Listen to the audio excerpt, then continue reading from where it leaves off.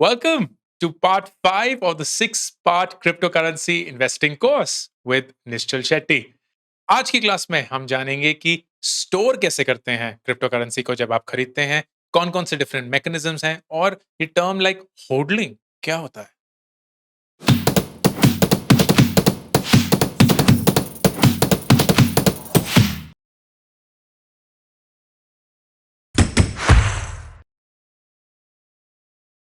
दोस्तों हम 5th class तक पहुंच चुके हैं। पिछली 4 क्लासेस में हमने काफ़ी कुछ कवर किया है around crypto currency, starting with कि क्रिप्टो करेंसीज़ क्यों एक्जिस्टेंस में आई, different type of crypto currencies की नीड क्या है, कैसे क्रिप्टो करेंसी को खरीदा या बेचा जाता है और इन्वेस्टमेंट स्ट्रेटजीज़ क्या हैं अराउंड क्रिप्टो करेंसी। आज की क्लास में हम ये डिस्कस करेंगे कि storing of crypto currency important क्यों है, डिफरेंट डिफरेंट कौन-कौन से मैकेनिज्म्स हैं और निश्चल बहुत ही खूबसूरती से ये सारा एक्सप्लेन करते हैं in my conversation with him. बहुत इंपॉर्टेंट ये जानना है कि crypto currency is a pure pure pure digital asset.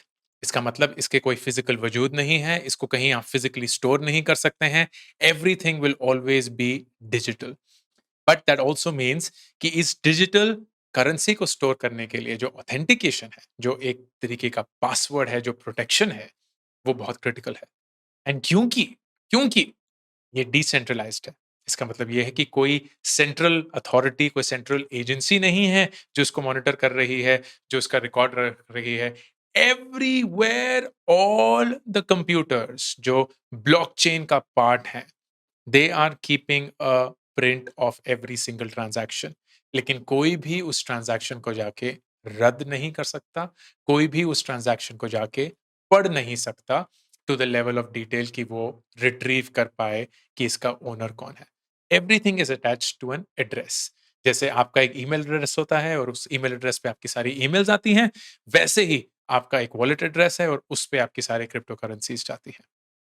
And that means कि अगर खुदा ना खास्ता आपका जो access, password, security code, phrase अगर आपसे मिस हो जाए, there is nothing that can be done to get it back. वो जिंदगी भर के लिए गुम हो चुका है। Now that poses a lot of challenge, जिसकी वजह से there was something called managed storage that came into being. Managed storage क्या है? Why it is a more convenient option to personally storing all your cryptocurrencies। और अगर आप manage storage नहीं use करना चाहते हैं तो कौन कौन सी चीजें हैं जो आपको जहन में रखनी होंगी for ensuring that your crypto currencies are safe with you wherever they are stored, वो सब जानेंगे निश्चल की कॉन्वर्सेशन के थ्रू। आइए शुरू करते हैं। एक एडमिनिस्ट्रेटिव चीज निश्चल जो बहुत लोग क्लियरली समझते नहीं है, जैसे हम एक हिंदुस्तान में स्टॉक खरीदते हैं तो बहुत सारे एक्सचेंजेस हैं, बहुत सारे ब्रोकरेज कंपनीज हैं जो एनेबल करती हैं उसको।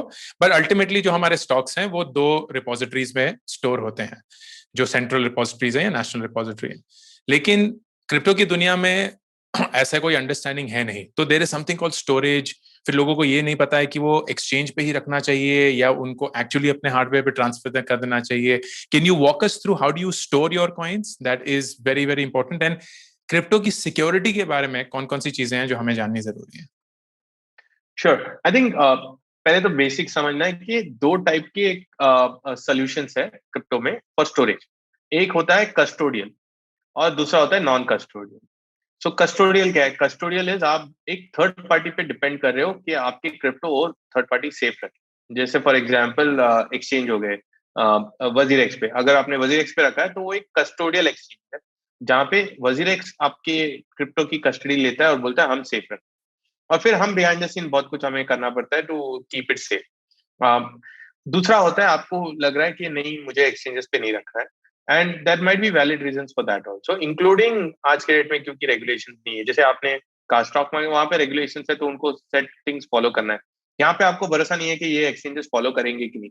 तो आप क्या कर सकते हो? आप या तो इंटरनेट में बहुत कुछ जाने मानी बहुत है, लेकिन आप कुछ थोड़ा रिसर्च करके कितना रेटिंग है प्ले स्टोर या ऐप स्टोर में, वो देख के नॉन कस्टोडियल वॉलेट्स बोलते हैं इसको। तो नॉन कस्टोडियल क्रिप्टो वॉलेट्स हैं, जैसे फॉर एग्जांपल ट्रस्ट वॉलेट करके एक है।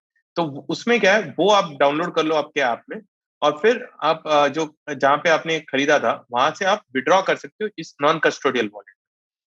और एक बार विड्रॉ करके आपने नॉन कस्टोडियल वॉलेट में रख दिया, इसका मतलब क्या है, इवन वो जो वॉलेट जिसने क्रिएट किया उनके पास आपके बिटकॉइन के एक्सेस नहीं, सिर्फ आपके पास होगा।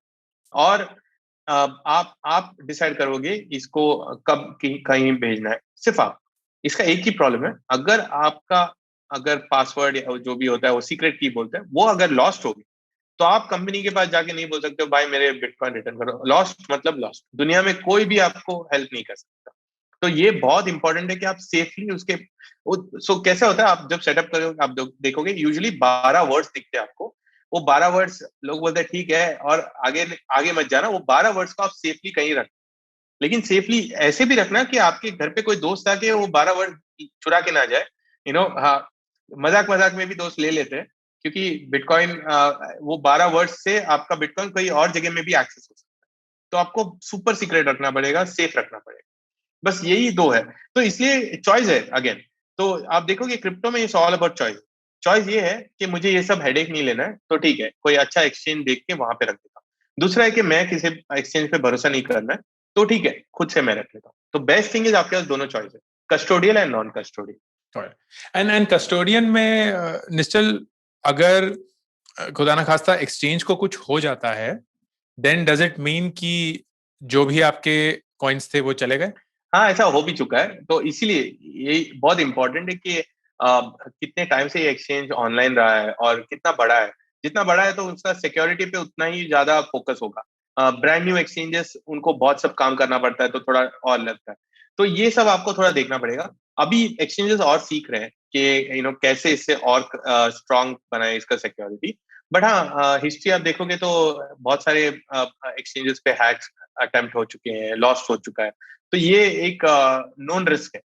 तो इसे बहुत लोग क्या करते हैं कि अगर आपका बहुत ज्यादा अमाउंट है तो आप क्या करो, आप उतना ही एक्सचेंज पे रखो जितना आपको ट्रेड करना है।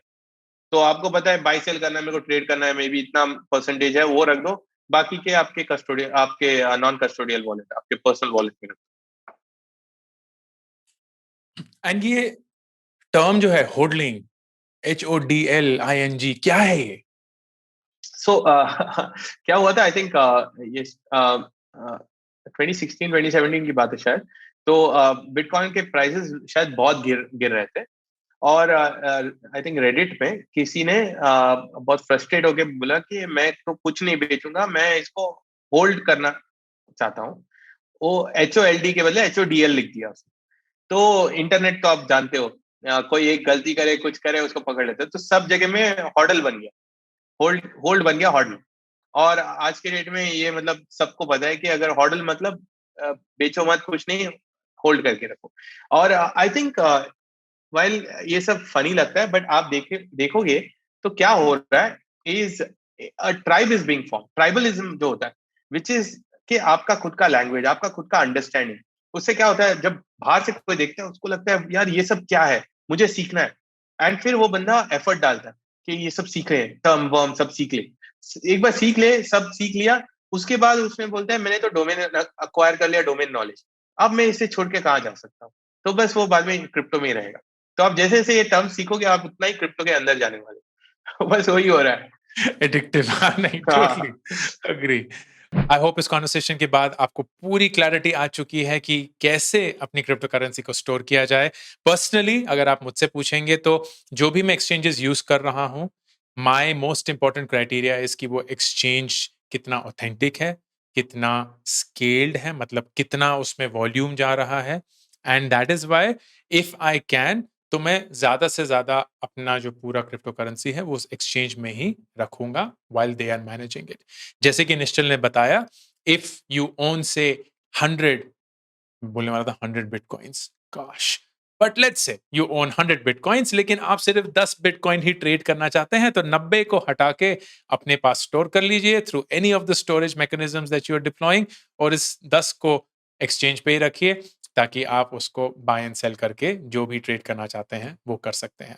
बट बाय एंड लार्ज अगर आपका ओनरशिप बहुत ज्यादा नहीं है, which I am assuming is true for most of us, तो फिर managed storage is the best option, because झंझट कम है एंड एवरीथिंग इज देयर। लेकिन उसी के चलते it then becomes very important, who do you choose to manage. WazirX मुझे इसलिए अच्छा लगता है क्योंकि it's number one, it has been in existence for a really long while. There is authenticity, trust and just reputation backing it. इसलिए मुझे सबसे ज्यादा सेफ वही लगता है. I do use other apps, लेकिन वो on and off छोटी-छोटी transactions के लिए my primary investment happens through WazirX. This is not an endorsement but more of a recommendation and my personal choice that I'm sharing. But with that, we come to the end of the 5th class of the 6-part series called crypto currency investing. मैं एक time के लिए भूल गया कि इसका नाम क्या था. अगले पार्ट में, which is I think a very important part, हम डिस्कस करेंगे taxation in India around bitcoin, और मोस्ट इंपॉर्टेंटली जो ये पोटेंशियल बैन है जिसके बारे में काफी चर्चा हो रही है, उसको आपको कैसे देखना चाहिए. All that and more in the 6th and the final episode of crypto currency investing with Nishchal Shetty. This is Ankur Warikoo, signing off. Subscribe करना ना भूलें. हर हफ्ते मैं पर्सनल फाइनेंस, स्टार्टअप और करियर एंड एजुकेशन पे वीडियोस बनाता हूं, तो अगर आप सब्सक्राइब करेंगे, आप नोटिफाइड होंगे जब भी एक नया वीडियो आएगा.